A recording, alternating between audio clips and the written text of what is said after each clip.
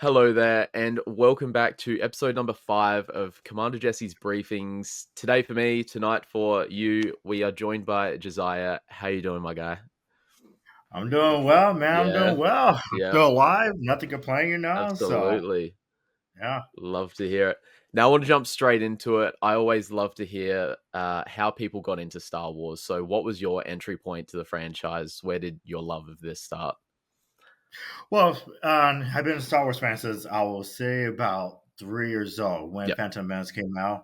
Phantom Menace came out in 1999, but it Hmm. wasn't until 2000, Yep. 2000, 2001, I became a Star Wars fan. I first brought it to with my brother. Basically, Yeah. he got me the. I think I still have it. Hold on. So he popped this bad boy in. Oh, that's a The classic. Star Wars Phantom Menace. So this is really what got me into it. I will say because normally with some people when they talk about their stuff, how they got into Star Wars, normally it's like their dad and this and that. Yeah. But Yep. that was not the case with me though. My brother Yep. was like a huge fan of Star Wars. My Yep. dad was like, Star Wars, but not as much. Yeah. And I Yep. remember because it was this, and then like just a few years later, Attack of the Clones came out. Mm, And I remember, I discussed it with you previously that yeah. when I went to the movies, right? So I went to the movies. What did I want to go see? I went with my family.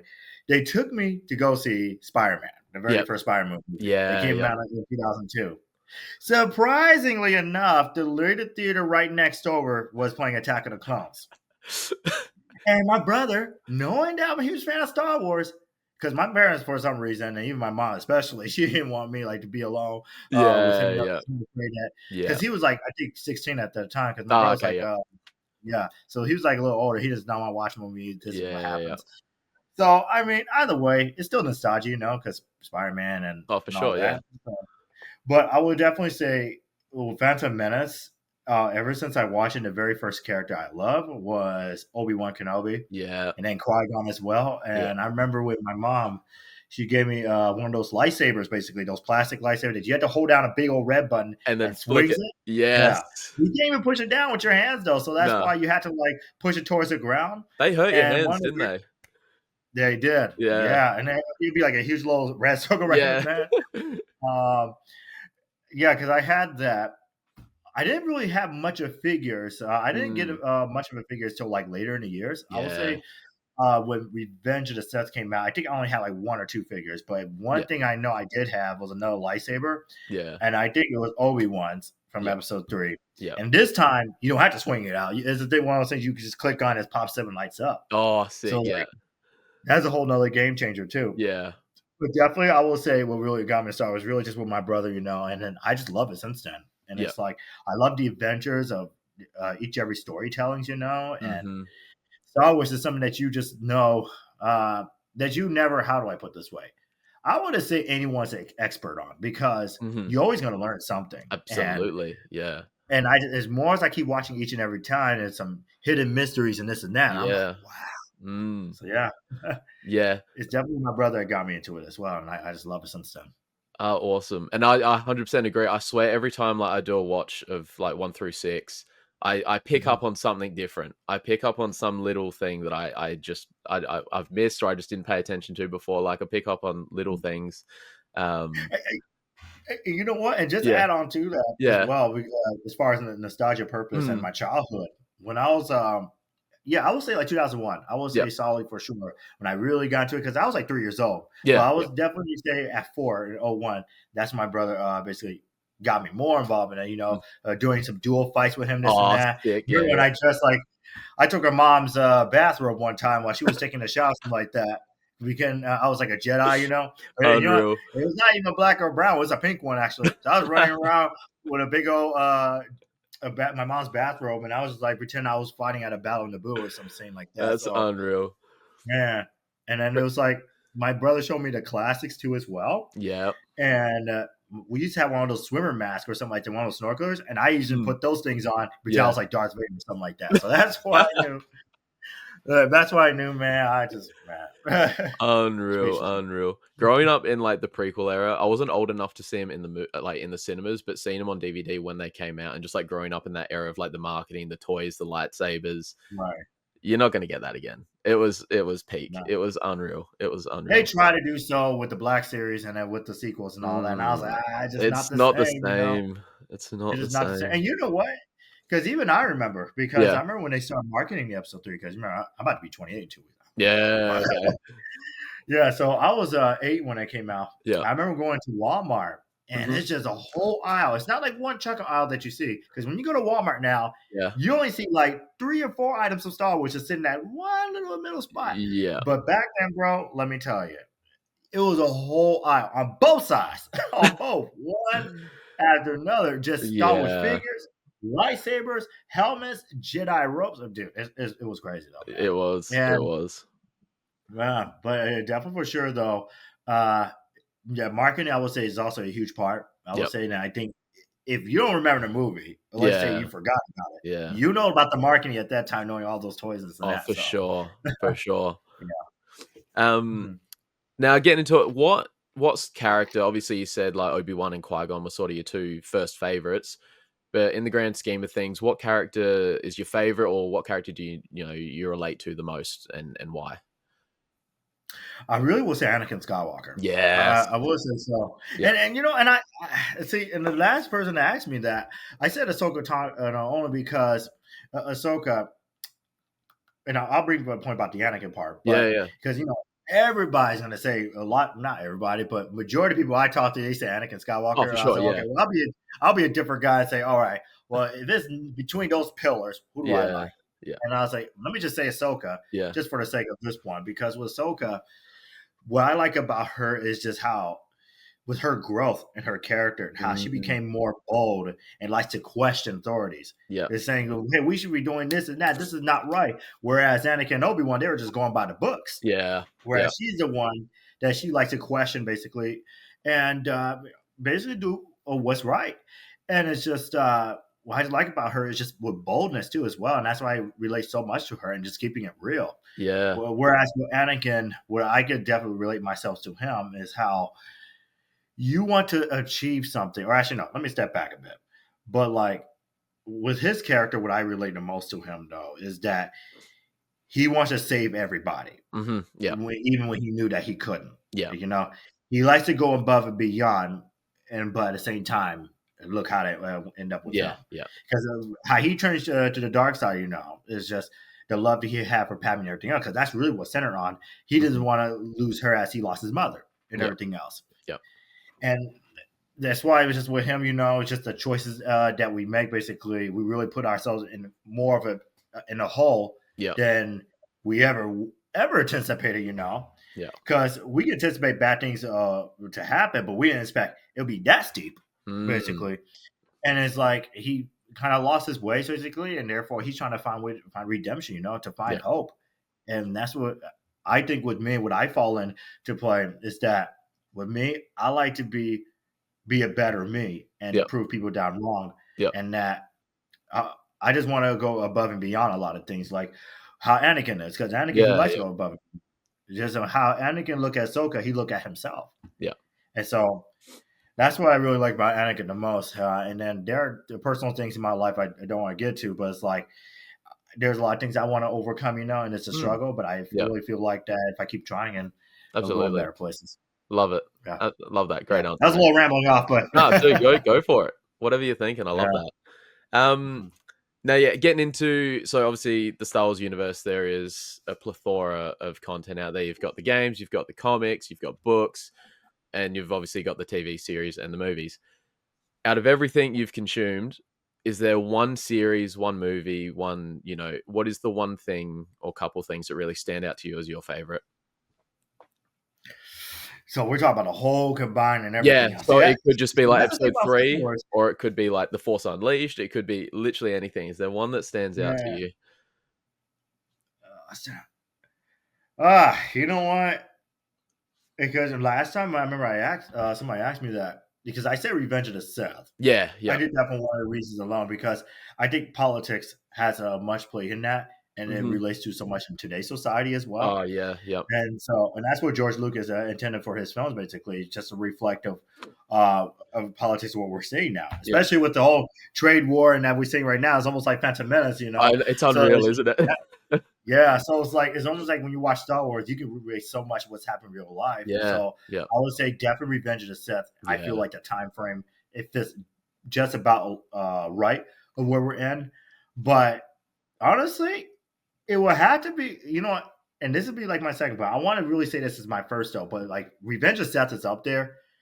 I'm really close to saying Rogue One Ooh, okay, because yeah, yeah, the reason why I said that because this is what I think this setup, this makes separate on a lot of things. yeah. You have humans, Mhm. basically. They're not Jedi. They're not Force sensitive or anything like that. These are just human like us Yeah, that's yep, willing to fight, for freedom yep. and basically taking down dictatorship as well with the Mm, empire and everything else. And it's just like people like you and me. yep. Whereas, of course, well, we are Jedi's like that. We already know this is like fictional, In but our it's dreams, like we are. but just what we see in Rogue One is real as it can be in this Yeah, now. yep, So that's why I said that really what stand out to me most. Like it's just about right up there with my favorites though, because I can say Revenge of Seth and everything else, which is for a yeah, lot of things. But personally, when it comes to like storytelling, I like to relate so much things that's happening now, yeah, cool, and yep, it's a little closer than just straight fictional. yep. So I will say Rogue One. But hey, don't get me wrong, I like Jedi and everything else. Yeah, So don't yeah. get me wrong, but I will say Rogue One is just about right there. I would say. Cool. So with liking Rogue One, did you also enjoy Andor? I did. Yeah, I, okay, I yep, really did. yep, And I almost got tuned out of it the first time I watched. So when it appeared, let me see, it premiered 2022. yep. I only watched 2 episodes. I didn't Okay. watch Andor until last year. Oh, wow, okay, yep. No, because like I don't know, maybe it was just at that time I was tuned out of it only because okay, where's the action? Where's all that happening? Because we Yeah, didn't see yeah. all that until episode I will say 3 or more, but I didn't Mm, really give that much of a chance, yeah. because at that point I just watched Andor or not Yeah, Andor, but yeah. Rogue One. Yep, But okay, yep. yeah, but when I watch no Andor, yeah, it's one of I will say it's like one of the best Disney Plus show I've Yeah, seen. cool. Yep. I will say, but like it's one of those things. It's like this is where Disney gets it right. Yeah, So okay, yep, yep, yeah, yep. but yeah, definitely Rogue. Excuse me, not Rogue One, Andor. They're almost it's just about the All same the thing. same. But yeah, exactly. But I love it though. Yeah, Mhm. cool, cool. Now just Yeah. sort of shifting the goalposts a little bit here. Now going on to the content creation side of stuff, obviously we follow each other on Instagram. You have met some insanely cool people. You've met, just off the top of my head, you've met Rosario, you've met Ewan, you've met Hayden, you've met Anthony Daniels. I saw Tamura in there. I think Andy Serkis was there, and obviously Mark Hamill. Um, do you have like any cool experiences to share alongside meeting those people? Like, what was your experiences like? When you walk around the corner and you see them just standing there. Well, I'll just say this: meeting Mark Hamill was not planned Oh, because okay. I thought it was like a one and done when he did San Francisco back in 2023. Yeah, yeah. And before that, he hadn't done a convention since New York City Comic Con in 2017. Oh, wow. Okay. And just to streamline through, because I went like I would say 3 conventions that year. But my goal is that I'm gonna meet many legends and heroes as possible, Yeah, even if it means if I miss a car payment, yeah, right, yeah. or even if I was late on a credit card, this will all be worth at the very end. For In sure. fact, somebody on TikTok, something like that, when I share something like that, they say, "Oh, how irresponsible of you doing something like that." I don't give a fuck. I was like, this is once in a lifetime. This is a one and done thing. And Exactly. I'm glad it's like, yeah. But even if it was like, if I want to meet all of them again, Hmm. I don't have to go too crazy as I did this time around. Yeah, yeah, But when I saw Mark Hamill got announced for Chicago, this happened on May the 4th weekend. And yeah. Okay. somebody in a group chat for like a superhero Comic Con, which a superhero they had on Marvel. They bring like heavy headliners like Marvel guests and everything else. Yeah, yeah, And it was a group chat of that. And then it was tickets going to go on sale for another convention later that year, which I was already going to meet Hayden Christensen. That's the Oh, first okay. time. Yeah, And so somebody in the chat said, "Hey, if you're going to announce like whoever the next guest is, or if these tickets going to go on sale," it was something like that. He yeah. said, "Make sure you don't announce it this Tuesday because Mark Hamill's tickets going to go on sale." And I was like, "Wait, what?" And I was like, What? and then I was like, "Wait a minute." And I was like, somebody said Fan Expo Chicago. I was like, I know a Fan Expo. I know Fan Expo Dallas. I know like these different Fan Yeah, Expo. I yeah. was like, which one he's going to? Because I know he went to in San Francisco because I thought it was one and done. Mm, Only thing was like when I went on there and I saw he's the legend himself coming to Chicago. Tickets go on sale 3 days later. And I was like, and right there and then I'm like, okay, I already used my credit card towards this. I don't know what else I need to have now. Yeah. Luckily enough, I had to give me a firm and one of those pay monthly things, Yeah, yeah. and I threw that. I whipped that bad boy out, and let me tell you, man, when the tickets went on sale, bro, when the tickets went on Mm. sale, at least 2 or 3 days before that, I will say that was the most anxiety attack, excuse me, Yeah. at all times I had in my life Yeah. because I was tossing in bed literally the day when the ticket's about to go on sale, this and that, get the photo ops, get the auto. I went Yeah. all out for this man. Oh, you have Like, to. You have to. yeah, I even got the VIP experience. Well, that cost me about $1,300. Worth it though, Then isn't it? just give me, oh yeah, because you Yeah. get the front line seating Yeah. basically at his panel, and I was in a smack middle. The man was literally 10 feet away from me. Oh, It's like how he makes a couple of contacts with me and talking to everyone else. yeah. I was like in a family room with Luke Skywalker, That's and I was unreal, like, dude. oh my god! And then when I saw him for the first time, I first let me see. It was hard for me. I can't even have emotion like really cry about it Yeah, yeah. because only because this is like unreal. I was like, I really can't believe it. Yeah. And so when I met Mark Hamill, and I was like, "Oh, thank you so much," shook his hand and everything else. He's like, "Oh, you're so very welcome," you know. And then, yeah, we took our pictures and everything else. But a little bit before this convention even happened, Yeah. Hayden Christensen was announced, and then I was like, "Okay." He says, "I'm already." Excuse me. I was able to see him later at SpaceCon. I could see him Yeah. early, Yeah. but this was something unique, though. They decide to do a father and son team up photo op for the first time, never happened before. Yeah. Now they said that this is the first time they ever appear at a convention, but they were at a convention together in 2017 in Florida for the Star Wars Yeah. Celebration Yeah. for 40th anniversary, and that was actually Hayden's very first convention. Yeah, But this okay. time around, the only thing that was different though is that they're going to do a photo op together, Yeah. and that was historic. And only 500 was going to be sold. That's unreal. And I do. And when I had to buy the tickets, man, I thought I was going to wait in the queue for like a long, long time because they're only selling about 500. Yeah. I was the 10th person about to go in. Unreal. It was meant to be. Yep. It was meant to be. It was the And will it of the was, force. dude, it was meant to be. And it's like, it brought me back to when you watched Return of the Jedi. You probably saw Hayden. Well, I don't want to say Hayden, but you know what I mean. But Yeah, Anakin yeah, and yeah. Luke in that one Yeah. scene of Andor. Yeah. Would I say Andor? Holy shit, no.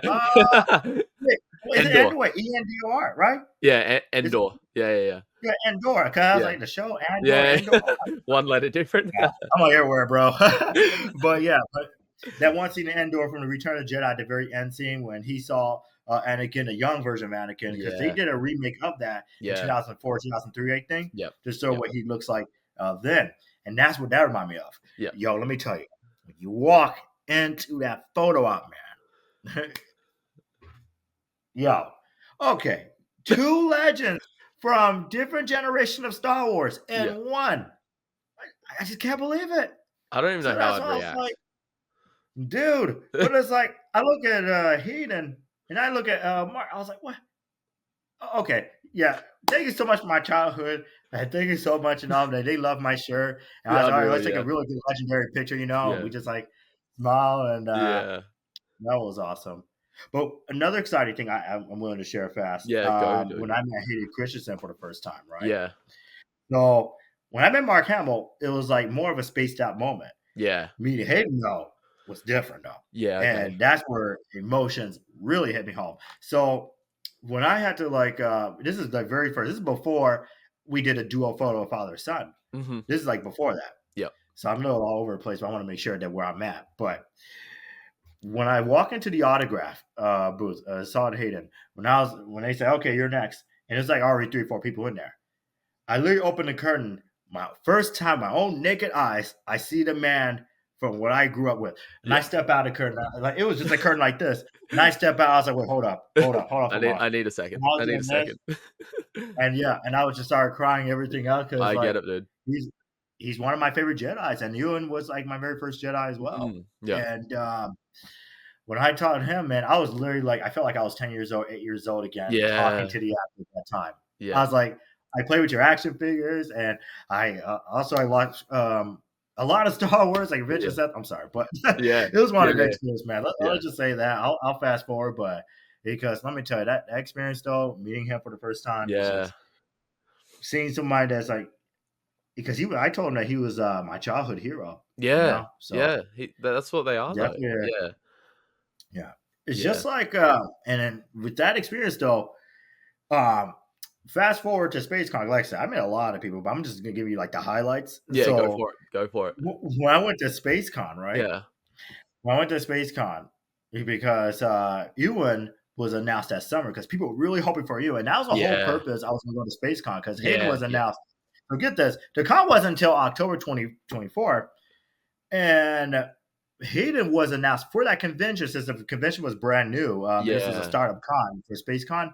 He wasn't announced for until November of 2023. So he was Oh, announced in November 2023. So oh they announced wow. him a year, a Yeah, year later. And I'm surprised, and I was really skeptic of that too, because I was like, I was one of the hesitants, that I don't want to buy the tickets, go all that just yet. But I was like, yeah, I'll just do it anyway. And then I bought this tickets before I even knew he's going to be in Chicago that summer. yeah, yeah, But when I went to SpaceCon, man, meeting Ewan McGregor too was almost the same experience as well. yeah, yeah. I was like, I met fucking Obi-Wan Kenobi. You've met them all It's now. like, man, exactly, bro. And then when I I did 2 duo photos of Hayden and Ewan. I had to. Unreal. I have to. I couldn't, Absolutely. and I did it for, you know what? I made it so special. I didn't want to do it all in one basket one day. I do it Yeah. for separate days. So I Unreal. do it one for that day Yeah. and one for the other. Yeah. The first time I did that, and I'm gonna send you a picture of it, Yeah. we Do were it. all holding lightsabers and everything else. And when I opened the curtain, and then he and you would both look at me as the next person, my eyes about to be black. I don't know what, but I It was just like, hits, doesn't it? whoa. Yeah. Like, bro, everything from popping this VHS, Yeah. watching on a glass screen television, watching a lot of YouTube videos, Yeah. and watching all these memes and all that. The growth of technology and everything else is doing research of these characters, the Yeah. people that I grew up with. Because Ewan, like I said, was a really more of a special one, just as much Hayden was. Yeah, Because for Ewan sure. was my first. He was my first Jedi I Yeah. discovered. Then Yeah. it was like Qui-Gon. So when I met Ewan, yeah, it was just an unreal experience. Yeah. But what's so unique about that photo op, because they remember me when I gave them, I think it was like a couple of hours before, they remember me out of hundreds of people that they met. Yeah. And I gave them like the copper crystal necklaces. Oh, unreal, dude. Yeah. So I gave them a copper crystal necklaces matched with the color of the lightsabers Oh, too. unreal. Man, this is like before I got the photo, and then I was thanking them for my childhood and everything else. Yeah. Yeah. Then, when the photo happened, I had my lightsaber. I was like, "Thank you for making my dreams come true." I was like, "I was about to cry, tear up." And we did that, bro, and because it was so fascinating that Hayden recognized me from Chicago too, as well. So like, he gave me a Oh, big smile, like he already knew me, that's so unreal, dude. Man, but when I walk out of there, bro, Hayden was still looking at me saying goodbye and all that before He's somebody else such a walked over nice to take a guy. picture, Yeah, bro. that's unreal. Okay. You gonna meet him? I'm meeting him at Personally? Celebration. He is that'll be my first time. He is like the main reason I'm Yep. going. I'm going to Japan to meet him. That is the sole goal right there. Yo, you won't be disappointed. He's I the do. sweetest man. He I really took cannot his wait. time with Yeah. his family as well, bro.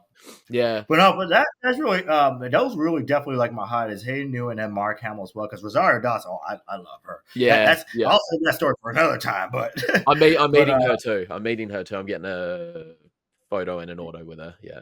oh man, you're gonna love her too, because you Yeah. probably see some of mine and me here. We love each other's hugs. Yeah, So I kid yeah. you not.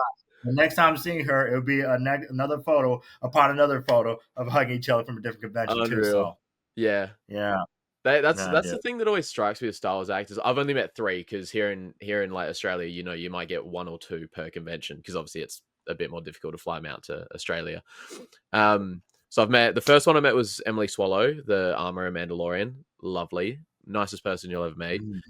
Second was Tamura, because we do get Tamura quite a bit because obviously he's a Kiwi from New Zealand. Morrison. Dude, he was the first one I sort of like fanboyed over a little bit because like you take the photo and he looks at you and I'm like, I was like, I love you, thank you for everything. Like, please keep coming back. We want more Boba. We just want more of you. He's like, I want to. He's like, thank you. He's like, tell Disney I want to keep coming back. Bro, I had a whole fucking conversation with him because he was at Chicago too. When I met him as well. And he was also like my third biggest highlight. Like, look, everybody else. Look, let me tell you, when I went over there, man, I was so serious with people I'm going to meet. I was like, look, I'm only meeting George Lucas people, and I'll meet Rosario because for one, she's Ahsoka, and George Lucas, Dave Filoni was involved in that character, I'm Yeah. definitely meeting her. Yeah. Everybody else though, y'all got to wait. But I'm going there. I'm chasing George Lucas legendary actors. I need the classics. Yeah. Like I'm getting them first, regardless. And dude, when I saw Tuma Morrison, man, I got emotional as well. But I was like, you're like one of my favorite childhood heroes. Although you were a villain, Jango Fett, though. But but I was like you as Commander Cody and everything else. And I was telling him too, man. It almost got him teared up a bit, man, when I was just telling him how he was just one of my favorite characters. I had one of his figures too as well. Back in Attack of the Clones. Because like I said, I had like a few figures back then, probably one or two. 1, 2, 3 at best. But it was really just lightsabers and everything else and drawing. And, but definitely when I met him too, because I told him one of the first times, I was like, bro, let me tell you something right now. He knows it too. Yeah. I was like, Mandalorian stole your thunder. In those 2 episodes. Yeah, he knows. It's called the Book of Book of Mando Fett, basically. That's really what they ended up as, Book of Mando Fett. Or Book of Grogu Fett, whatever they want to call it. But I say, this is called the Book of Boba Fett for a reason. Yeah. But they made it as to Mando Fett, and I said, I hate that. I was like, I said, Disney has done you dirty for what they did to that. Especially bring a legacy character like that. And Pedro Pascal, although he's a great actor, though, but he just came around to the Star Wars universe. And you're going to take away a legendary actor's role? No. Well, not role, but story. You get it, for sure. Yeah. You robbed him for 2 episodes. Yeah, they did. There was one episode you didn't even see him. Yeah, and you know, just watching the Book of Boba Fett, I love the show. I like it. You know, and I don't know why it got so much hate. I liked it. I liked it. Yeah, exactly. And I think I know why. What some people just didn't like about it, because they didn't think of Book of Boba Fett, and I think. Excuse me, because I want to make sure I'm not rambling off. But Tua Morrison said himself. Tua Morrison, he said so himself in the interview that when the script came about, he talked to Jon Favreau about it. Yeah, he said his character, he basically just talks too much. He's like chit-chatting and this and that. He's more of like a little bit of mid to almost a hyper type character. And then he was like, it's too much though. Yeah, he's more like a quiet man who's a bounty hunter, and that's it. And I don't know if it's because we already have the Mandalorian, we already have that type of character, and they don't want to do a repeat with Boba. I don't even know. But it's like, I like the show. I think they should bring back season 2, and maybe that'll be a chance to redeem it. You know, absolutely. What they could have done better. But I love the show. Yeah, I still advocate for it. Same thing like Obi-Wan Kenobi show. I love that show so much. You know, people, there's mixed feelings about it. Even the only critique I will say, they kind of focus on Reva and then Leia too much. But I mean, look, if this is the best they can give us, then, you know, I'll say it's overall good. Yeah. I would say, like I said, could it be better? But yeah. That Kenobi show, like. It's definitely got its problems, and I can acknowledge that. Yeah. But that is one of my favorite things Disney have done. You know, like I don't know if you've seen it on my Instagram page, but I got a tattoo of the Vader scene. So I'll show Hayden when I meet him. But I got a tattoo of the Hayden scene with the cracked mask. I don't know if you've seen it on my Insta. You know what? I have him sign an 11x17 photo of that scene when I met him at SpaceCon. Because you know, I met Hayden 3 times within a couple of months. Yep, Fan Expo Chicago, SpaceCon, and then Twin Cities Con. And I will say that's also highlight, because that's where I met Ian McDermott. And this is and it was a perfect timing for the Revenge of the Sith 20th anniversary. I was like, I have to do that duo, because this would be their second or third time they did a regular duel like this at a regular U.S. convention, whereas normally they do that at Celebration. Yeah, I've seen those ones. Yeah. So that was the closest enough I'm gonna get. But like I said, I met like a good lot of people. I met Best, Ray Park, but that was like a couple years ago. He was supposed to be at SpaceCon, but he got canceled though. Yeah, canceled for family reasons, but yeah. I think at Celebration I'm meeting Hayden, Rosario, Ashley Eckstein, Sam Witwer, and Ahmed Best. Man. Dude, I'm trying to come up with like the nerdiest question to ask Sam Witwer, and like, because I know obviously he's a nerd just like us, so I'm trying to come up with like the nerdiest question I can ask him. I think the only thing I've got at the moment, because we don't even have an answer, because obviously he's the son in that Mortis arc. I need to know what the red lightning means. I don't even know if he knows, but I need to know what red lightning means. What is different between red lightning and normal lightning? Yeah. See, I'm trying to figure out, is Star Wars Force Unleashed canon? No. No. It's like, no. I wonder why though, because I mean, I don't know. People had mixed reactions around if it was because I know it's Lucas Arts games. Yeah, Was Star Wars Force Unleashed. That's like one of my. You know what? That's like by far one of my favorite single player games of Star Wars. for sure. I try to like Jedi Fallen Order. I just could never finish that game. I just lost this hype. Oh wow. I couldn't do it. Yeah. Look, I Okay. keep popping that game in or Yeah. re-downloading the game, and once I hit like 3 or 4 missions, I just lost touch of it. Fair I enough. couldn't do it. Fair enough. I mean, Sam Woodward, I love Star Killer, this and that. Dude, I it's mean, it's just unreal.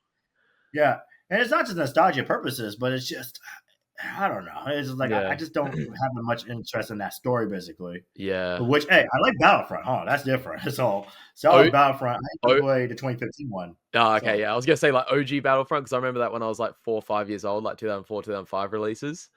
And then yeah, yeah, you've got the remakes, yeah. man. Because see, it's one of those games I was just telling my friends. I forgot what they were called. It's a different type of gameplay styles, but like there was Star Wars, the Old Republic or Mm. the Fallen Old. You know what I'm talking about? Yeah, yeah, It was like yeah, the yeah. Old Republic, Yeah, but it's you've not got one of those.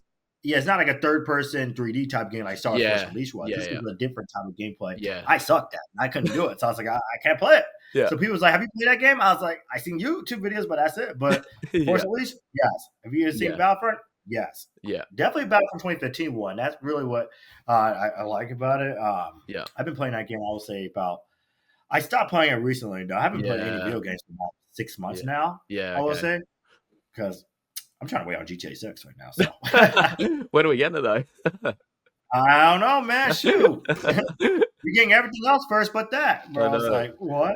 I know. Yeah, no, dude, Force Unleashed was like such a game changer. Because I remember I got it on PS2 a bit after it came out, so like completed it on there, and then I reckon we got a Wii like in that Christmas, and so we got it again on the Wii, and there was a lightsaber attachment for the Wii remote, and like swinging an actual Man. lightsaber around like as Starkiller was just like Oh, I remember that game. Oh, yeah, it was that Jedi Trainer game. Oh my it god. You was know what? unreal. Like playing Force Unleashed with a lightsaber attachment just like brought it to a whole nother level. It was so cool. Man. And it full like lit up and everything, and you could change the colors. Like it would relate to Oh, what your lightsaber color was in the game. It was so cool.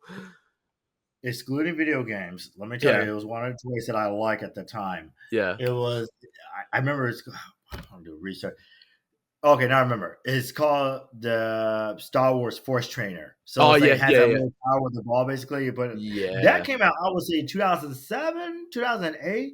I don't know. yeah, It was yeah, before Disney bought it, yeah, but it's before Disney bought Star Wars. Um, yeah, but I definitely remember that too as well when I was a kid. I yeah, was like, wait, it has like different levels of training, this and that. And yeah, I was like pretending to concentrate with that little force ball, just doing that, yeah. And I was like, also fucking Jedi, bro. I know. And you Yeah. know what? And honestly, that's a close. We don't see toys like that these days. We don't. Mm, I mean, you probably see like maybe in virtual reality headset make it look like you're a Jedi, but it's nowhere near close. Virtual reality yeah, is just it's virtual. It's not even real. But yeah, yeah, that was like close as I can get. But I'm pretty sure they'll make technology like that. I'm pretty sure the government has it. I don't know what. Just that they may have some sort of invisible suit or something like that. I don't know. I wish these things, man. It's like shoot, because One day. it was a YouTube guy.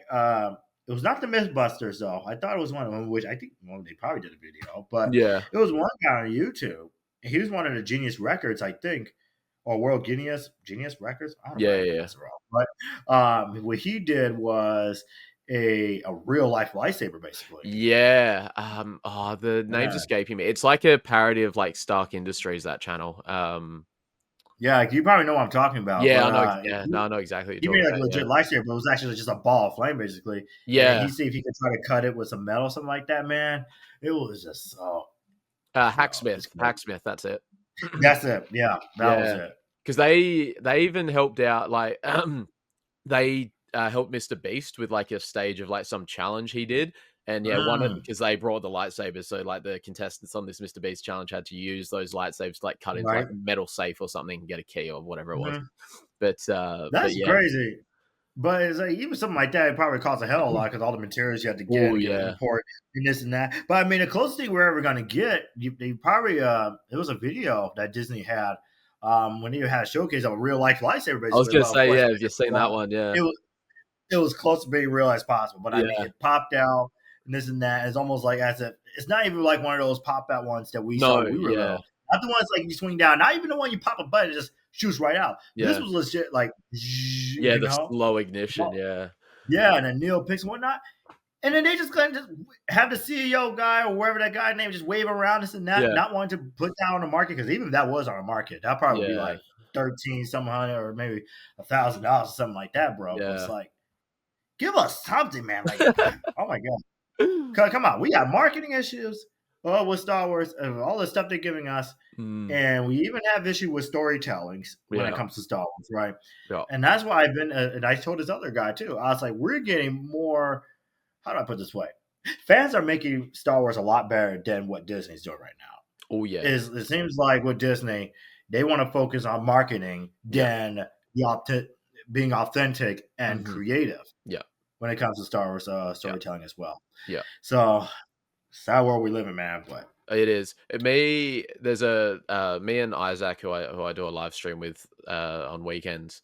In one of our recent streams, we were just watching fan films. Have you seen that 212th one that came out maybe a month or so ago now? was that basketball game too? Wait, No, oh, I'm no, there sorry. was What you said? like the 212th, like Obi-Wan's clone Legion. Oh, okay. I thought Yeah. you said NBA 2K, and I was like, oh, we talking about Oh, we video. can talk about So right 2K. now, I was We like, can talk about 2K. oh. But yeah, so someone did a 212th fan film. Unreal. It only goes like a minute and a bit, but it is unreal.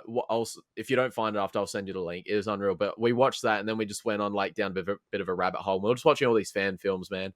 So good. So good. Man. Like obviously theories leading it with like the Vader fan films, but So stuff. Shards of the Past. Oh Oh, my dude, I cannot god, that's wait one for of the best episode ones. 2. Yes. Cannot wait. But some of the stuff these fans are doing, I'll send you the link to that 212th one. It is unreal. It is so good. And even for Oh, like dude. that No, definitely send minute to and a me. half, it just brings back that And how even Star if, Wars used to feel. and bro, and even just if not like fan movies, something like that, because even one thing about theory though, because I will say with that Shards of the Past, Yeah, I will say it's one of the best films I've seen. I will say so far on YouTube when it comes to fan film, and yeah, there's a lot of other things. But let's just say a fan film as maybe not recreating the scenes or something like yeah, that. yeah, Like here's how it should have been. yeah, But it's like they'll make an alternative scene, or maybe not yeah, alternative scene. I'm gonna say something like how do I say it? They'll like extend more of the fight scene or something like that. For yeah, example, like yeah, there was a recent one you probably saw it, but I think it came out like a year or two ago. Which yeah, these people they remade the fight scene. Uh, it was a Star Wars episode for Obi-Wan and Darth Vader. yeah. Basically, it was more of Oh, like a prequel yeah. style. It's Yeah, real, yeah, like violent yeah. and that. And Unreal, dude. see, that shit is for us. Yeah, You know, yeah. and I'm sorry, but like even when the prequels back then, it's just a lot of people that didn't like it. It was like really one of the older people because it didn't bring back nostalgia to them. But Mm, George Lucas made those films for us, exactly. and Yeah, that's why he had people like Nick Gillard and all them people, right, yeah, to come up with these choreographies and then just make it all fast and all cool and this and that. yeah, It's really yeah, more, it's art, yeah, Whereas back then it's like, yeah, they got 1, 2, 3, and yeah, that's it. They call it yeah, quits. yeah, Because remember when I watched the originals of Star Wars, man, the first thing I was thinking about was like because my brother only showed me Phantom Menace. Attack of the Clones didn't came out, and yeah, I was yeah. like, "Is there another one?" He said, "Oh, it'll come out next year." And I was Yeah, 4 when he came out because I was like 2001. yeah. But then he said, "Well, let's watch this instead." And he was showing me the originals, Unreal. and it's like, and then at first I thought it was boring as hell. Yeah, okay. And Yeah. I was like, "Where's all the good stuff? Just a boy in a desert and everything with a speeder bike? Like that's it? That's all we're gonna get." And then it got good, like Yeah. Like, later. give it a second. Uh, Give it a second. yeah. And so, and we saw the first Star Wars scene, and I was like, "Wow!" And Yeah. then I told my brother, I was like, "Why they fight so slow?" Or something Yeah. like that. Yeah. What's all the fast here, But I wish I could remember what I said word for word, but it was like quite funny when I told my older Yeah, brother yeah. that. Uh, but yeah, man. Unreal. Now sticking with the content stuff, obviously on Instagram, you're quite handy with a lightsaber. You upload your reels and that you're quite talented. Is there any dreams or aspirations there to pursue that any further, or are you just gonna casually upload here and there when you feel like it? No, I'll continue it further. And Good you stuff. know what? And it's not really about just reliving my Star Wars dream or something like that, Yeah, but yeah, it's therapy. Yeah, If you of think course. about it, he's really Absolutely. more of a so when I do a lot of recordings at my gym, because Yeah. the room was called the Serenity Room. Yeah, You know, okay. Yep. it's you get to dim the lights, swing around the lightsaber, this and that, Yeah. and because now I have, I will say, 4 or 5 lightsabers from Theory Sabers, Yeah. so definitely check them out. Those like Absolutely. I would say the closest and most authentic lightsabers you can find right now. 100%. Period. 100%. You know, and yeah, just with lightsaber is more of a therapeutic use and release my stress as well, and coming out with new Yeah. moves. And I had to look up a lot of videos too, because how do I put this way? Because I did lightsaber spinning when I was little as well, Yeah. but as far as this advanced, no. Yeah. But the most, I would say, the most trickiest part when I was learning, but it brought me back to my memory so quick.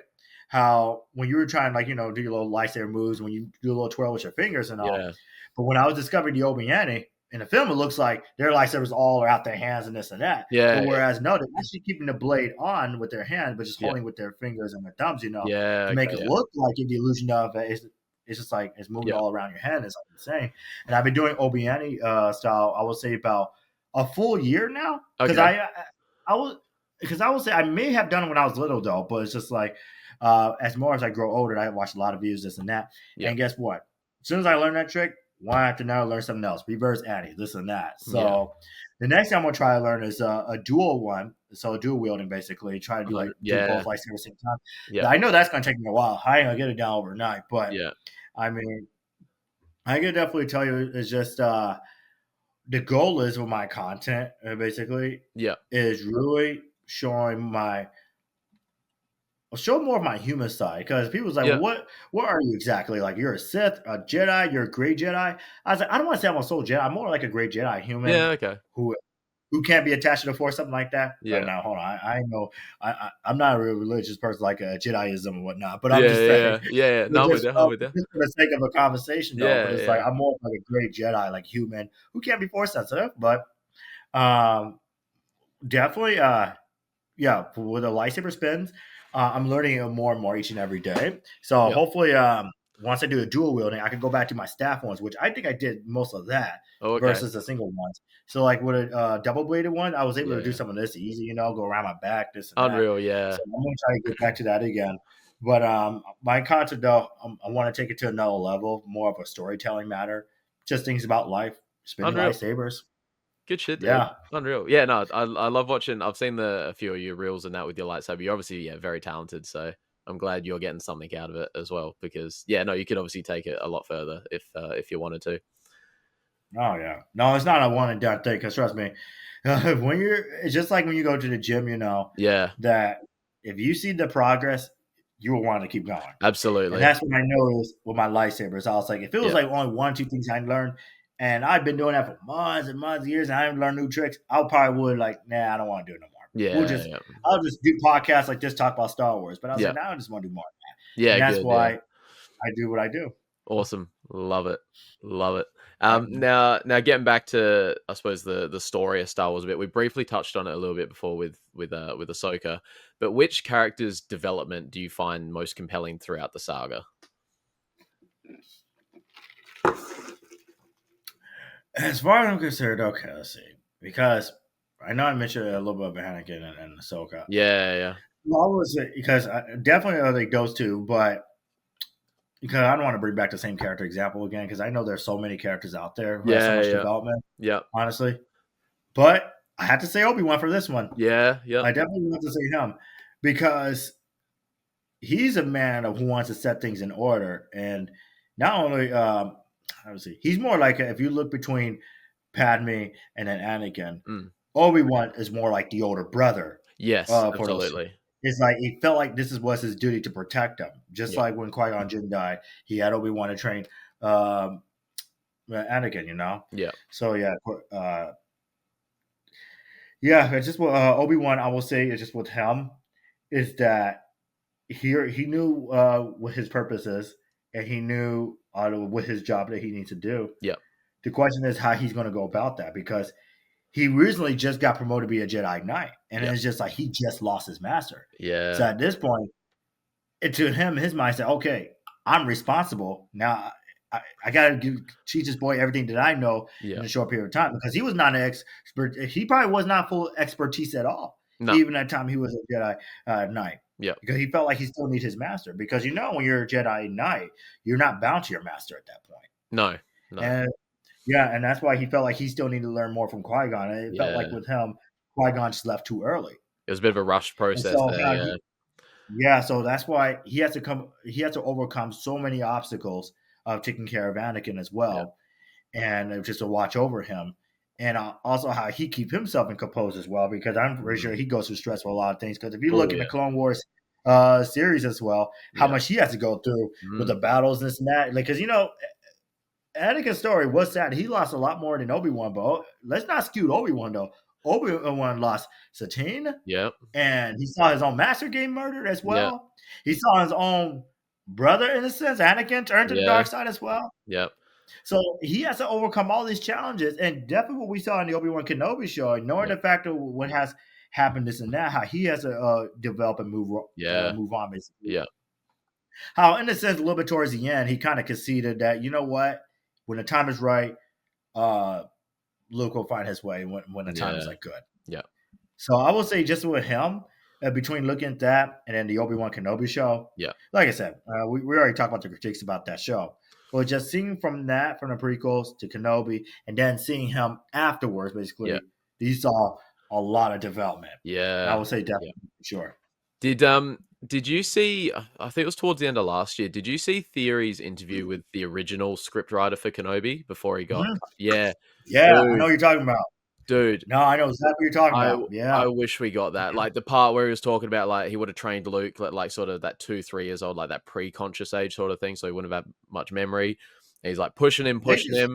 He's having those visions, and then he has that dream, like, he's back on Mustafar. You got the cloaked figure and the saber, and turns around at 19-year-old Mark Hamill. Was like, that would have blown minds.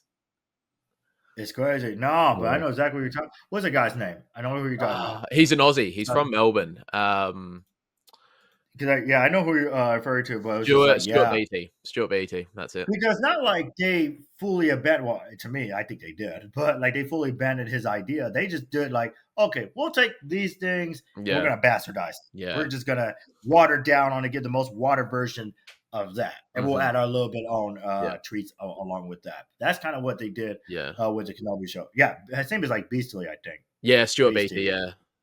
Yeah. So it was like, no, it's just when I was thinking about him, it was at one point in the scene how Darth Vader, I think he was doing like one crazy slaughter scene or something like that they were going to share as well. It's almost like a reminiscence of Rogue One and how he went through that hallway scene. I forgot what scene that he was referring to, but he was explaining that to Theory. I was like, what the fuck did Disney just miss? It's always these legendary characters, man. I know. That it's just hard misses. Like, you can't mess this up. It's so hard to miss on a series that has like 2 fan favorites, or 3 if you want to, like, they're the same person, Anakin, Vader, and Obi-Wan. But yeah, their problem is they take like too much attention away. Like, they focus too much on Reva, and I didn't mind. I know she was annoying, but I think they wrote her as that's how like the other Inquisitors found her to be annoying. That's what I'm saying anyway. Like, it was unique in some ways that she was a young woman, this and that, and how she escaped. Now, there was one guy.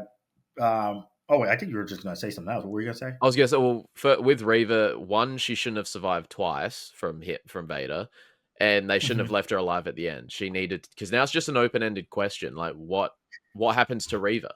Like, where is she? They have to finish her somewhere. You know what? Let me just be devil advocate on that question. Go for it. Because I hear this so many times. I want to challenge you on this one, because it was hard for me, because I had to think about it too. Yeah. When I do a little more research, because when, let's just say you're of the dark side, right? Yeah. When you're of the dark side, you have a little bit of a capability, even if you got killed, that you can stay alive. Absolutely. So Reva, so let's just say Reva should have died. Let's just say that. Yeah. But what about Darth Maul, though? I mean, he was cut in half. No, I'm with you on that. I'm with you on that. To come back, I suppose. Well, the first time she got stabbed was as a Padawan. So, is she capable of drawing on the dark side at that stage like that? And then Was that just like a dream that she thought she was stabbed? no, Was she she was actually stabbed. stabbed? Yeah, she was stabbed the first time. Yeah, Because I thought she remembered that she had to play dead, but okay, well, maybe that was just okay. yeah, I because maybe she did. yeah, that's what I'm sort of like. How does she draw on the dark side there for that? And then I suppose the next one, I know she's angry. Like when Vader stabs her again, she's angry, but is she? She's not Maul level because Maul is anger. Like he is like anger Right. embodied. And then you've got Vader, who is Vader. Obviously, got cut up on Mustafar. She's not that level in my head, like in terms of anger and like she's emotional, but she's not angry like that. Mhm. I just and to be able to walk around as well. Like obviously Vader, when Vader got cut up, he was lying there on the hill. Like Right. he needed saving. Um, is she like after getting stabbed like that and having your insides melted? Right. Is she able to like? Why is she able to walk around Tatooine like that? And like that that's sort of what gets me. You shouldn't be surviving. Probably And it's just like what Vader. hatred. You shouldn't be Yeah. surviving Vader twice after getting stabbed. Right. No, but That's I'm about to yeah. do a little more research on it because something tells me, or at least I'm gonna have to rewatch the show because Yeah, I yeah. mean, I think what they did with that scene make it look like she got stabbed as a kid, but something tells me she was not stabbed. It Yeah, was okay. more like a reflection back and forth, Mm, how she looked at Anakin, this and that, yeah. and then actually showing her getting stabbed at that time. Though I don't know, but it's like I like to get back on that because Yeah, yeah, I'm not go watch on it that and yeah, level hit me yet. up again. Yeah, yeah. Yeah, I definitely will. But oh my god. Yeah. Um Mhm. here we go. Here we go. Get a bit creative. If you could change one storyline in Star Wars, what would it be and how would you change it? Oh, okay. That's ooh, Yeah. It's a big question. It's a big oh yeah, question. you're like, ooh, you know, okay. This may not answer your question at all, but can we just say we not do the sequels though? We could just do episode That's 1 through fine. 6. Keep it That's simple. fine. That's Yeah. it. Okay. Yeah. I mean, come on. I mean, we don't. Here's I'm what I with you. noticed with Force Awakens though, because I think that it wasn't Legends as well. That at some point, Han Solo and then Leia, they did had a kid, or like Yeah. actually 3 or 4 kids, I think. Yeah. But now, I'm not like super familiar with a lot of legends, but I think that's where right. like Cade Skywalker and that sort of came from, I think. And that's why I'm kind of figuring maybe that's where the sequel came from. It's like a Yeah. little bit of legends. That's why I said what they do with Kenobi show, or at least what they want to take from that ideas from him, they water it down. They probably Yeah. took some of the few things like that for it in the legends, Yeah. because one of Han Solo kids became a Jedi, something like that. But Mm. I don't think Kylo Ren was like the name mentioned though. But that's what I was saying. It's more of a watered down version. Like they probably did have kids. This is like more of the legends part that Mhm. we saw in the sequels, but it was not fully on legend, but Yeah, just like yeah. snippet of 1 or 2 things. But at the same time, though, because even Snoke and all that, at the end of the day, look, just to make it clear, honestly, if we're just gonna change anything, don't do the sequels. Rogue One, yes, Yep. we can do that. Yep. We can do Rogue One. We can do the Mandalorian. Maybe I would say, yeah, Kenobi shows one about what the hell. The Yeah. Book of Boba Fett. I mean, the shows, not the Acolyte, but Yeah, agreed. yeah, not the Acolyte. Although I like the fighting scenes though, whatnot. And Uh, only one yeah. character that I did like, because I can't like look. Let me just be honest though, because people will think of me, well, Josiah, you hate the sequels. I was like, well, the only reason I'm going to watch the sequels only because we have Han Solo and Leia Mm, and all those people. It's like yeah. it's be the first time in our generation, even those born in the '90s, they have not seen Mark Hamill Yeah. or Carrie Fisher and all that in deals for Star Wars. So that will see that's one little unique thing I will Yeah. say.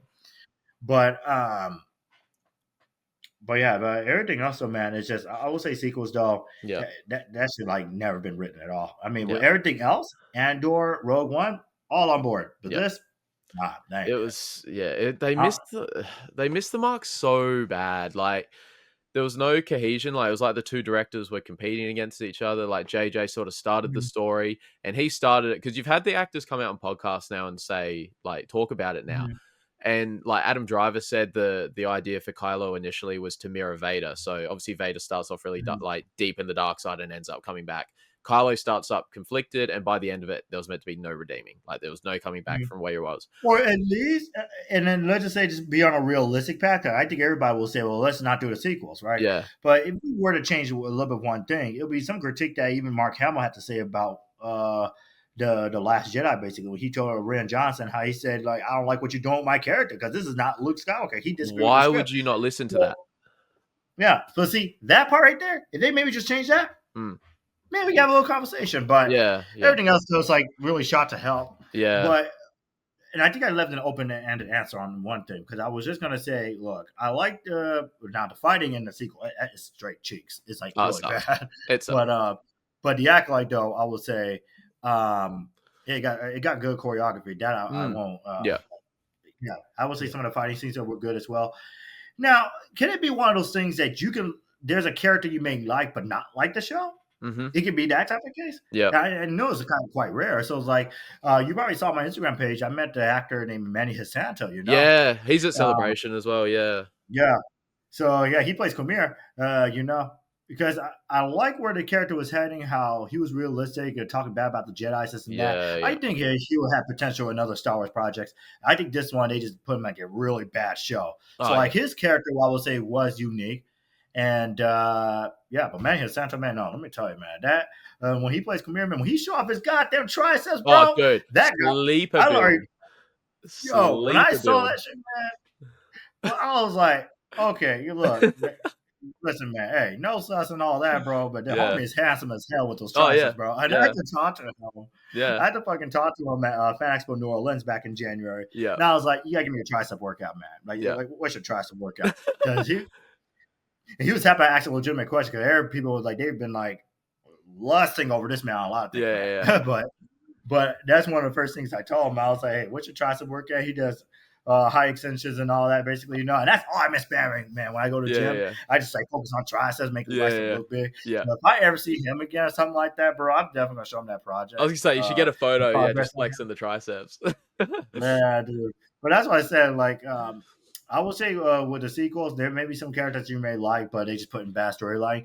Kylo Ren was unique as well. I even cosplay as him years ago because I actually did like his costume. I like his lightsaber and this and that. And I can't just like say, oh, I fully hate on it and I hate the character because I'm so hypocritical of me saying that because I cosplay as him. Yeah. So it's like he was very unique. I still actually no. I gave away that lightsaber, I think. Oh, okay. It was like a Disney one that came out, so big box, And I gave that to Goodwill, and just passed it on. I'm just going back to regular lightsabers that I used to grow up with. Yeah. So the Disney ones are so like thick as well, hey dude. Like to spin in that, they're not practical. They're good, like they look cool to display, like I've got a couple up there. But to actually use and the practical side, it's not there. When I went to Disneyland, man, I was a little bit like, how do I put it this way? I know there were NeoPixels lightsaber, but I was like, I was not going to pay like $500 towards it. But you know what? Let me tell you, man, when I bought at least once, and the Prodigal Son was my first one. Yeah. And I think that's when Neo was really promoting a lot. Yeah. When he was showing the Prodigal Son lightsaber, Luke Skywalker, I was like, okay, I want to get that. Yeah. And it's called Quest. Now I was like, okay, I want more. Yeah. But it's one of those lightsabers that you can't really swing too hard because the hilt itself only holds like a half an inch of a blade. So it's not really meant for full swing, which I've been doing that in one of my very first videos. You probably will see that Luke Skywalker lightsaber.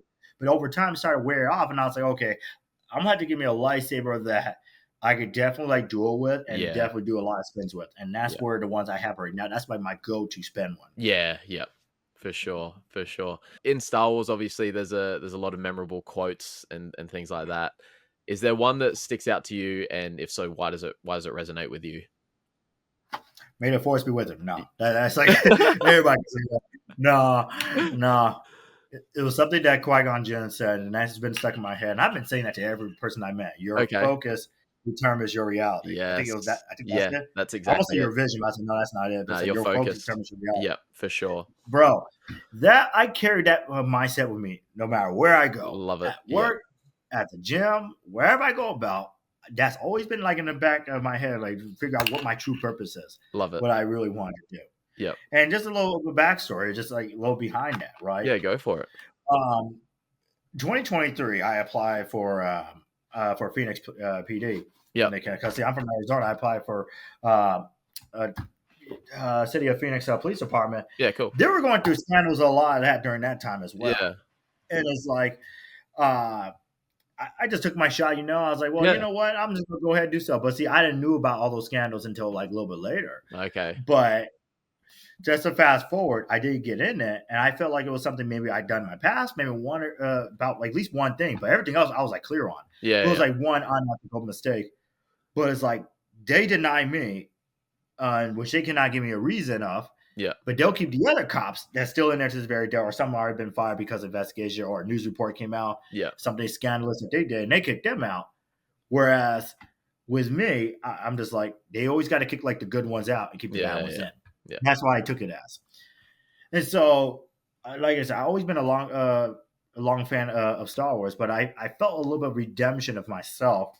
That, you know what? How do I put this way? I met all these legends and this and that. Everything that I'm doing now, going on this podcast, talking with so many fans of some Star Wars and people all across the world, going to these conventions and this and that.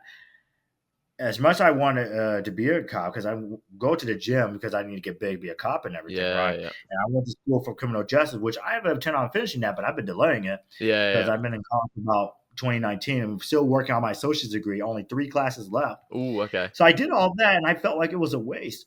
But then when I did everything as far as traveling, this and that, I found my happy place. I was like, you know what? What if this is what I just really wanted to do? Mm-hmm. And even what I'm doing with Instagram now is make content, this and that, whether I blow up or I don't. Yeah. Hopefully, I get some followers, you know. But I can more of my story, so don't get me wrong with that. But it's like when I heard that quote, your focus determines your reality. You know, it's really about finding that purpose. And the big question is how much effort you're going to do with it. Yeah. And so, therefore, that's why I always say effort is your responsibility. And that's why with myself, I had to figure out, okay, I know I want to be a cop and this and that. My life was going to be on a line. But at what cost am I really doing this for? Yeah. At what time would I really have for myself? So I had to really assess these things, like what I'm going to do. It's basically like a reassessment. And then when I travel conventions and everything else, I found more at peace with myself and more enjoyment I ever did. Awesome. So I felt like it was a will of the force, I would just say, to do what I do now. Now, it may not be conventions like all the time be going to, but literally meet people like you know, and travel and this and that. Because I go to Disneyland like nearly every year for the past like 3-4 years. This year, I won't go for the season of the forest, but I'll go. That's like basically a seasonal thing for Disneyland for celebrating Star Wars. Yeah. I'm going to go later around Christmas time, see how that looks like. Yeah. Next year, what I'm going to do, because this year I'm going to do a little bit more conventions and meet more people and then start my content is that. Awesome. Because I want my content to blow up in the summer because I'm about to give me a really nice camera. Awesome. And really got some good storytellings, you know. Yeah. And go to gym a lot and really reach my numbers, you know, at the gym. Good shit. But next year, though, I'm about to like go traveling like I never did before. I'm talking about, okay, I'm going to go out of the country for the first time. Awesome. I want to visit New Zealand. I want to visit Italy, where they filmed Naboo at, like at that palace or on that island that they were at in Attack of the Clones. I want to visit Africa, where they filmed, I think it was Africa. I forgot which part, where they did Luke Skywalker's home. I want to visit that part. Oh, Tunisia? Yep, that's what it's called. Yeah. And I want to see like a whole sunset scene and everything else. Yes. I want to like live as if this is my last year, you know. Yeah. And that's the mindset I leave on every day. Awesome. If this was the last year, what I wanted to do. Yeah. If you're going to New Zealand, you got to come to Australia. You got to come to Australia. I'll see you, man. Yeah, absolutely, bro. They filmed Attack of the Clones and Revenge of the Sith here. Mm-hmm. It's actually on, I don't know if you've heard, it's probably like one of our most famous beaches in Sydney, Bondi Beach. That's where the whole I've got the high ground scene came from. They didn't film it there, but that's where the inspiration for it came from. Because I was watching one of Nick Gillard's vlogs with Theory, and he said like him and Hayden and a couple of the others like walking to dinner, and they were going across Bondi Beach, and Hayden just fell down a sand dune there, and that was where the inspiration for it came from. So yeah. Man. Well, you know, the only thing we have in America, if you that one scene from Endor, Endor Forest, yeah. I think they purposely did that as a last name casting. I think they purposely did that to throw people off like me. I swear. But like Endor, it was in It was somewhere in Northern California, I think, is where they filmed that scene before. Yeah. So I'm gonna try to visit that part. I don't know where the exact same point or whatever you call it, these coordinates, exactly that one scene where I think it was a trooper. He hit this little branch of a tree and he like actually hit. And okay. It was that scene right there, and where Leia met one of the. Met Wicket. Yeah, one of those. So I said Wookiee. I'm sounding like a fake Star Wars fan. What the hell are you talking about, Josiah? What? Awesome. Looking into the future now. What are your hopes for the future of Star Wars? Whew. Yeah, It's hard, but I will say better storytelling. yeah, At least. yeah, For one, get rid of Kennedy for once. And, I think I felt like we need to work from a ground up at that point because it really may not be solely on just Kennedy herself. yeah, Of course, she's like maybe the ultimate decision maker, whatnot, but she's got to get some sort of influence from somebody else within a company. yeah. So it's like those people, whoever the advisor boards or whoever is her boss, we got to get rid of them. Yeah. Basically, because we can get rid of her and somebody else, and then we may end up being in a worse situation, Mm-hmm. Yeah. Yeah. And hopefully, maybe Disney, in the sense of they can expand a little bit more on Star Wars. Maybe in the sense of, how do you go to Disney Galaxy Edge and everything, right? Yeah. And and I love Galaxy Edge. I'll admit it to it. I love what they did with that because that's the closest thing to Star Wars that I ever going to achieve. Yeah, we see First Order troopers, and I was like, well, still, even when I see troopers, I just figure them as clones or something like that. Yeah. But if they're gonna do something like that again, make another park that is focused on the prequels era. Yes. Have another ride. Showing the scenes of Revenge of the Sith, showing the whole Mustafar scene, whatever they have to do with the technology like we have right now, bro. Yeah. I mean, because people be saying now is, well, of course we have something like that. They showed a pod racing scene. We have that on Star Tours. I was like, y'all had that shit since 1970s. It has not or changed, 1980s. has it? Yeah, I don't know. Maybe it was 1970s or whatnot. Probably like maybe 90s or 80s. But it's called Star Tours. Yeah. Which all they had to do is pop another screen disc in or something like that. Okay, here you go. Career prequels. Yeah. No. What you did with Galaxy Edge, set in the time of Episode 9 or whatnot. Yeah. Or Episode 7 to 9. You get the jets. Make a whole nother park that's set on a prequel. Make a whole quarter of a park Naboo. Yes. Have these restaurants, this and that. Have one area that you actually on a pod racer scene, something like that. Maybe the roller coaster, something like that. Yeah. Basically, it lines a whole prequel. Basically, have a whole palace or that scene when they did the Duel of Fate scene. Yes. They were fighting and all that. Do some cool rides around that scene. Qui-Gon Jinn fighting Darth Maul. Yeah. Something. I wish they'd do something like that. But like I said, they're focusing on marketing. They're only going to choose their sequels, what they like. Because what they said about the originals and prequels, they're like, yeah, but sequel is ours. That's our shit. Yeah. I was like, yeah. I mean, how close we can get. I'll give them kudos for that. But that's why I said I was hoping for expanding more of a storyline and get rid of the people that's destroying Star Wars, if anything. I don't know if there's any hope now, but I'm hoping just what we saw, for example, of the pushback of Snow White, which I am not seeing the movie, but it was hated on all sides. I mean, whether you're a left wing or a right wing, everybody hates it. So it was that bad. And even Disney had to pause live action Tangled because they were going to making that, but they decided to pause that indefinitely due to what happened with Snow White. That's not. I wish we had that pushback with Star Wars.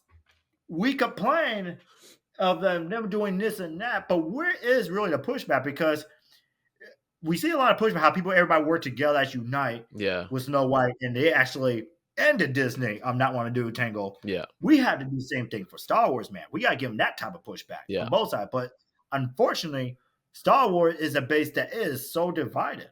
Mm-hmm.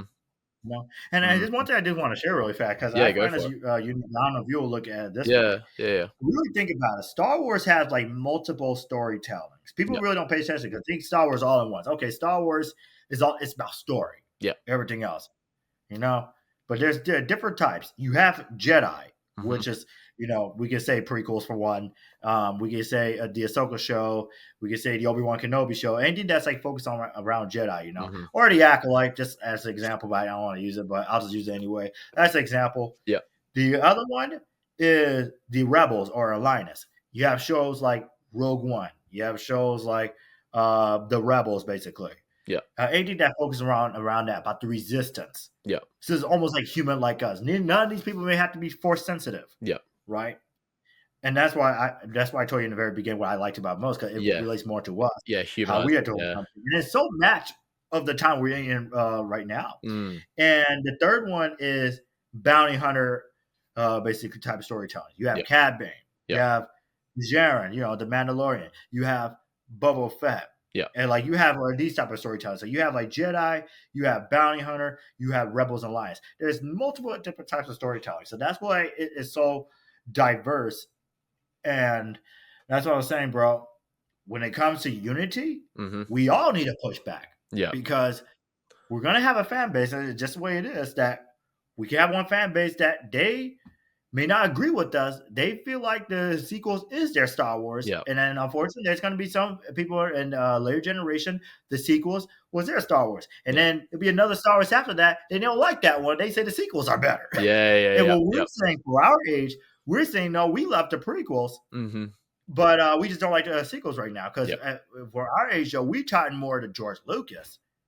Whereas everybody born maybe after 2003 or 2004 or 5, they're more of a close to the Disney era. Or at least a little bit George Lucas, close to Disney era, only because the Clone Wars was still George Lucas. Yeah. Until Disney bought it. And that's where they really got their first movies. Yeah. Where our first movie was the prequels. Yep, for sure. Back to the Galaxy's Edge point, because I have been there. I went to America in December of 22. Was it Rise of the Resistance? That ride where Kylo Ren chases you on that. Imagine if you're on like a separatist ship and it's General Grievous or something. He's breaking through the walls and you see the 4 lightsabers and shit like that. Imagine that. That would be peak. If you want to bring back the prequel stuff, that would be insane. Yeah, give us a ride like that, but put it in prequels. Yeah, that's why I agree with you though. They focus so much on the sequels, which is do the whole battle scene of Naboo. If you have to do just that. To show like everything from how they had to infiltrate the castle, this and that, how they had to like use their grappling hooks, get to one of the command centers, with Kriyama Amidala or something like that. Then we see the whole scene of fight scene of Darth Maul, Qui-Gon, because it was that one scene in the Rise of Resistance how they had these 3D almost type troopers. It looked like they were shooting at us. Yeah, it actually are shooting at us though. Like you see the damages on the walls, this and that. That's what I'm saying, man. If they use this type for settings in the prequels, or at least originals. Come on. Give us a whole scene of Battle of Andor or something like that. Imagine if they had the space. What I'm thinking right now, it's quite ambitious, but if they had the space, Lego Star Wars, obviously, like you're in a cantina or you're in Dexter's Diner, and you go through a door and you're in each episode. Imagine you go through a different door and it's just like episode 1, episode 2, episode 3. If they had the space to do something like that, that would be game changer. Because and the people, and that's why I've been saying too. But people's like, "But we have Star Tours for that." I was like, "That's not it. That's not it." It's literally Star Tours is like, I could go buy a 3D movie, get a 3D player, and I can just play it around on my TV. Yeah, that's all what it is. The only thing is difference is the chairs are moving. Yeah, that's literally just it. That was it. Yeah, man. And every time they said something, we got a new thing coming about, and I was like, "Is this really a new ride?" And I look at it, they said Star Tours, and I was like, "Oh, see." Yeah. Now, continuing to look forward into the future, stories, characters, what do you want to see explored? Who and what do you want to see explored? Well, we already have enough of Anakin. Yeah.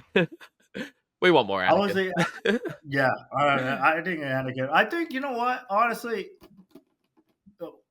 I want to say that only because when we get in like Ahsoka season 2, we probably are going to get more flashback scenes and everything else. We're meant to be getting more. That's the rumor. We're getting more.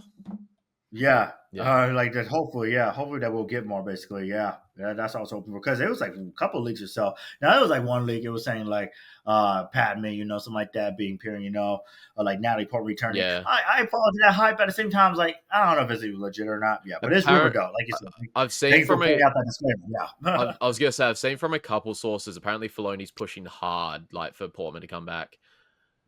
Right, because the rumor is we're meant to be getting like flashback scene, like Ewan's going to be in it as like Clone Wars Obi-Wan. You'll have more Ahsoka, obviously, Anakin, Rex, and Temuera Morrison. Well. Dude, I want him back in everything. He loves it. I felt like it's just like with the Skywalker storytelling, we were never going to get tired of, because that's absolutely, that's what we grew up with. That is Star Wars. Yeah, exactly. 100%. Because as much as everybody like, look, I'm all in for like spreading other storytellings, like just like I told you about the 3 different types of storytellers. I'm all in for that, but it's like, if anything right now, if you notice too, for any race that they have, the show can be bad. Maybe people can think the show is bad, but overall it's been well received, like the Kenobi show. I mean, people thought, the show was a shit show, whatnot, but it was still overall one of the best shows launched on Disney Plus. Mhm. Even with all the critics, it Yeah. was still well received. But to answer your question, though, Yeah. I want to say Anakin for one, Mhm. because although you're going to have some people that say, well, we already have the Clone Wars, so how Yeah. is that we're going to now make a whole nother live action series because we already knew what Anakin gone through. We can just watch the Clone Wars. Yeah. But this one though is more of Anakin after death. This is like how we saw in that one scene called Shadow. Yeah. What was it called? It was Shadow something like Warrior. that. The Shadow Warrior. Yeah. Yeah, the Shadow Warrior. Yeah, Episode 5. that episode as well. We got to notice of Anakin after everything else. Like this is Yeah. basically a redemption Anakin. Mhm. Is what we saw. Yeah. In that one. So I like to see more of that. But if any more development and unique of. Because I was gonna name one of the Rebels people, but to be honest with you, I have not watched the Rebels show. Oh Not even at wow, all. dude, watch it. You have to No, watch it. Have to watch it. It's so man, good. It's so I good. want because I'm quite intrigued about Sabine, but that probably Yeah. will already answer my question if I just watch the show. Yeah. That's I'm probably Yeah. going to do with that. But if anything, I would say Mace Windu. Ooh, love it. I like it. I like it. Mace Windu. Yeah. Yeah. I mean, come on. I mean, everything that they showed him, he was like basically an asshole to Anakin, though. He was just being a Yeah. realistic guy. He's like, look, I don't trust the boy. Yeah. So, Yeah. So, yeah. Now, let me ask you this. Do you think he died in episode 3? You think he's still alive? Look, It's been a long time debate about that. I'd buy it if he survived. I'd buy it, but at the same time, the amount of lightning and like the force that Palpatine put into it, he should be dead, and George Lucas wrote it so he was dead. But I'd buy it if he came back. I'd buy it. I'd buy it. Yeah, I mean, what the hell? Look, I'm just saying. Because I'm always going to use this as like an excuse in the sense of I was like, look, if Maul was cut in half, you could bring this character back. Yeah. Well, that's high. That's right. Well, Mace Windu was the Jedi that was like, besides Anakin, obviously, he was the Jedi that really treaded the balance because his whole lightsaber form was based on being able to, like, it was a dark side form, but he was able to control it. That Varpad, he was able to control it. So that's what's so unique. He had to touch full on dark. He touched like just a little bit of it. He was the one that could sort of, sort of get to it without overstepping, I suppose. So maybe like to survive, he had to embrace it because that's what maybe to survive he had to embrace the dark side. Yeah, if he just embraced a little bit of dark side just to survive. So like, if y'all can bring back Maul, you could definitely bring him back. 100%, 100%. And I'll be racist if y'all don't. I'm just kidding. I'll be racist if y'all don't. But I was like, oh my god. But no, what I was going to tell you too. Hey, but that's also a balance right there. He balanced between the light and the dark side. So I mean, shoot. But let me tell you something like a really cool thing that I learned. Yeah, you kind of think about it. Well, I want to know what your take is on it. Yeah. I know we're above time, but I'm already enjoying the conversation. I'm loving it. We've clicked. I love it. Yeah. So really think about this one. The Duel of Fates. Mm-hmm. What do you think it means? I want to hear your input on that. Oh, 100%. It's that decides Anakin's future right there. If Qui-Gon survives, there you go. If Qui-Gon survives, he's the father figure that Anakin needs. Whereas because he dies, Obi-Wan, as much as he tries, he's a brother. He's an older brother to Anakin. A lot of people couldn't even answer that. A lot of people couldn't answer because it was like people didn't really think of that. But that's exactly basically what it is, though. Yeah. It's basically determined because that's right there. And that all it took is that scene alone will change a whole factor where the whole trilogy was going to go. Yeah. Especially if Qui-Gon was alive, Anakin would not turn to the dark side. No matter. Absolutely. 100%. Now, he may at some point maybe have a temptation to do so, but I'm pretty sure Qui-Gon will stop him at some point. But then at the same time, though, I think, but it is quite like confusing. Qui-Gon's view of the Force was so, it wasn't, I suppose how Palpatine describes it, wasn't the dogmatic view of the Jedi. He had a more, I suppose, full view of things. He wasn't so narrow focused on like, this is the Jedi way, this is how things are done, no attachments. He goes after books. And that's obviously why he wasn't on the council or anything. But if Anakin had it, he was the perfect master for Anakin because he would have embraced that human side of him, the emotions, the attachments, and that he would have nurtured it, not like move on, cut it off. Because here's I just realized too, because like I say, if Qui-Gon Jinn was still alive, I think Anakin. I believe at some point he may will turn to the dark side, but probably Qui-Gon will bring him back to instances. Yeah.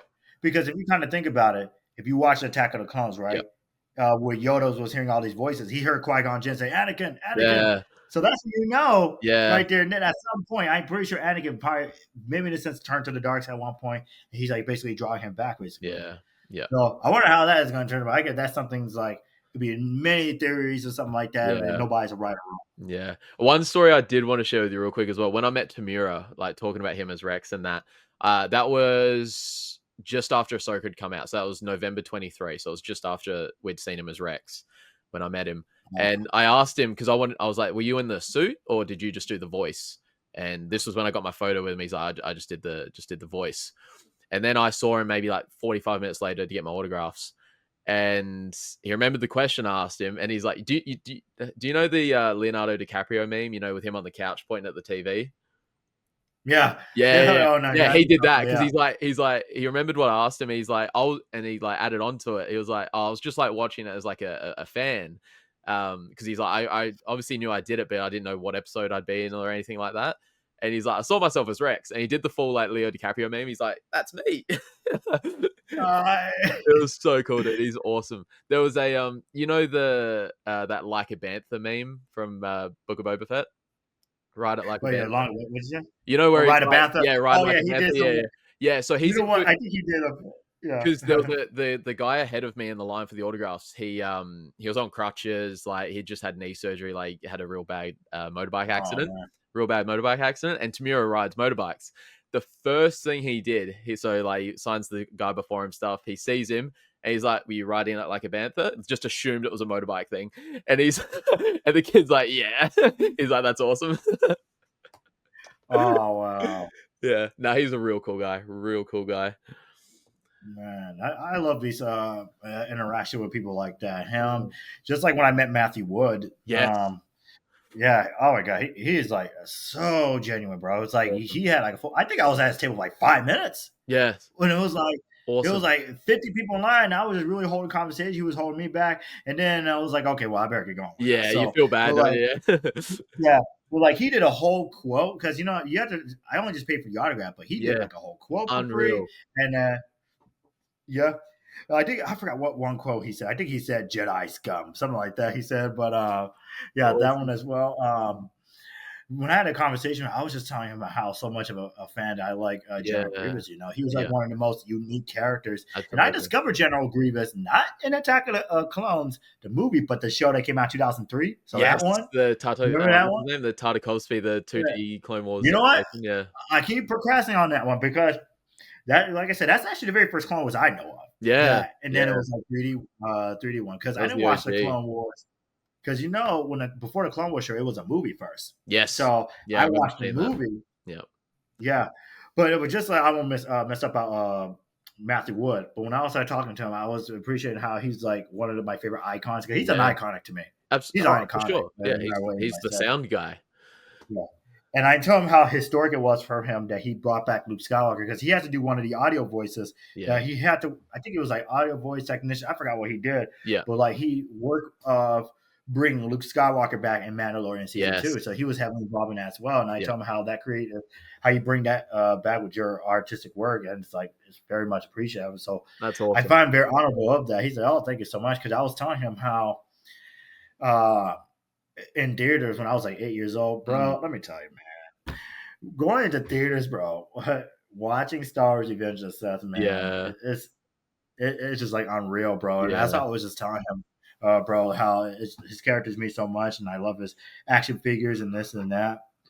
But since we already talked about celebrity experiences, there was one I will say is also really good. It's really special to me. Is when I met Ray Park. Yes. So I met Ray Parks back in 2019. So it was basically it was 20th anniversary of Phantom Menace. Awesome. Yeah. It would have been. Yeah. So when I met him, because I didn't get a chance to get autograph. I only did photo op. Yeah. He still interacted with me in photo op for nearly 2 minutes. Because photo sessions will be in and out. I was gonna say, I thought they moved you on pretty quick, Yeah. But the convention though where I'm at, they kind of a little lenient enough. They're like, okay, just like a couple of seconds or maybe a minute. Yeah. So. But I told him, hey, thank you so much for being part of Star Wars and all. I gave him a hug, That's awesome.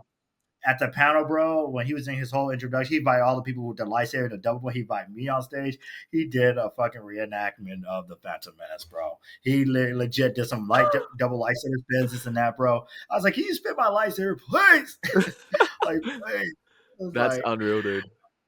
yeah. So hopefully I get to see him again. If I show him a picture of me and him, I really hope he recognizes me. But I know it's been like quite some time. Yeah, But I'm definitely gonna try to get his autograph. for sure. And you know what? I want to send you, dude. I'm gonna fucking show you a video later tonight on Instagram. Do it, The whole album that I have of all the Star Wars people that I met.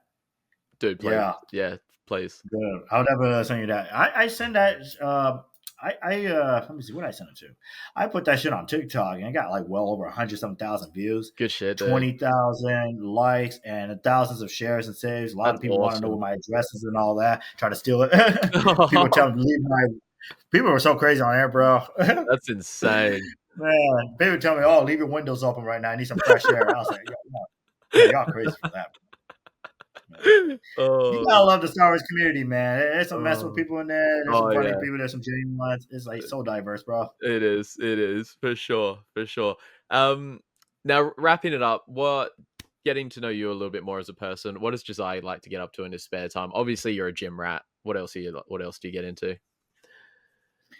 Well, see, outside of Star Wars, outside going to the gym. Yeah. That's hard because that's 90% of things I do. Is I get it, dude. I get it, dude. I get it. I mean, that's really just it. If anything, I'm more of a video game person, but I have not been playing video games since October, November because the games. Because I'm mostly like I play like a lot of video games. I will say the game I've been playing the most for nearly about a decade was Star Wars Battlefront. Yes. But I played the 2015 one. So 2015 was just as good. Yeah. I like the 2017 one. I know the 2017 brought back the characters, which looked pretty damn cool. Yeah. But at the same time, it just did not live up as hype. Yeah. The game was that bad, bro. They even discounted that game $20 less the next week after it came out. Oh wow. That's how bad part 2 was. So yeah, man, it was like just that bad. But no, definitely I go to the gym a lot. I like to travel. Yeah. Do a lot of conventions and everything else. Yeah. Yeah, definitely that's a no-brainer at all. And most times I just sit home and go on my TV right there with my VHS, with pop a disc in or so, just watch all the classics that I know of. Love it. And yeah, man. But mostly, if anything, just traveling, man. Love it. Yeah, bro. Awesome. Now, obviously, you upload your reels and that. You're quite talented with a lightsaber. Where can people find you if they want to connect with you? Yes. So you can find me on Instagram. I'm also on TikTok too, which I'm growing a lot from those 2 or 3 videos that I have. Awesome.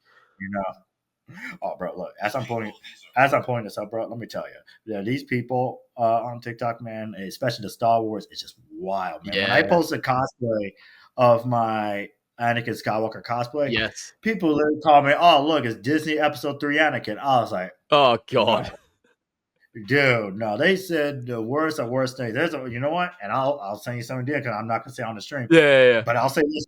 Yeah. Look, if they said this, they'll say the other one. So a couple of people call me Tyrone Skywalker.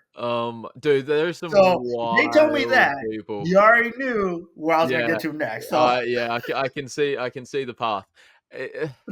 It's so, man, dude. Yeah. Dude, people behind a keyboard will say anything.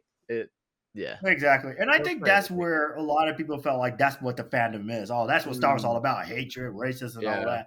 I was like, no, those are just the bad apples, that just really make the whole fan base look bad. It's like one of those hijacked groups, basically. Yeah. And that's why with this whole thing with Star Wars, and even with John Boyega, he has to come out about what he said, how he felt about Star Wars and this and that. There's some few things that I will say. I know exactly where he's coming from when it comes to, racism and everything else.